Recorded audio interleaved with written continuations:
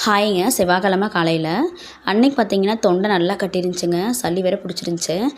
காலையில் எந்திரிச்சதுமே சுடு தண்ணி குடிக்கும்போது கொஞ்சம் இதமாக இருந்துச்சு தொண்டைக்கிட்டேயே. அதுக்கப்புறம் பார்த்தீங்கன்னா வெளில வந்து தலைக்கு ஆயில் வைக்கலான்னு சொல்லிட்டு வந்திருந்தேன். வீடியோ எடுத்து ஒரு 4 டேஸ் கழிச்சு தாங்க வாய்ஸே கொடுத்தேன். அப்போ தான் தொண்டையே சரியாச்சு. அது வரைக்கும் பேசவே முடியல. ரொம்ப தொண்டை கட்டிருந்துச்சு.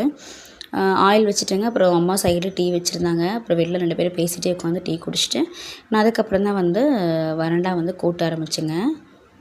ஸோ அன்றைக்கி டே வந்து ரொம்பவே ரிலாக்ஸாக போன மாதிரி ஃபீல் ஆச்சு. அதுக்கப்புறம் பார்த்திங்கன்னா நானும் சின்னதாக கோலம் போட்டு விட்டுட்டு உள்ளே வந்தாச்சுங்க. அதுக்கப்புறம் அம்மா வந்து சமையல் வேலை தான் வந்து பார்த்துட்டு இருந்தாங்க. நான் வந்து அவங்களுக்கு சைடில் சின்ன சின்ன ஹெல்ப் பண்ணிவிட்டு நான் வந்து ரெடியாக கிளம்பிடுவேங்க. ஸோ செவ்வாய்க்கிழமை அப்படிங்கிறனால எங்கள் வீட்டில் துர்க்கை அம்மனுக்கு வந்து விளக்கேற்றுவோம். ஸோ நல்லா சாமியை கும்பிட்டாச்சுங்க.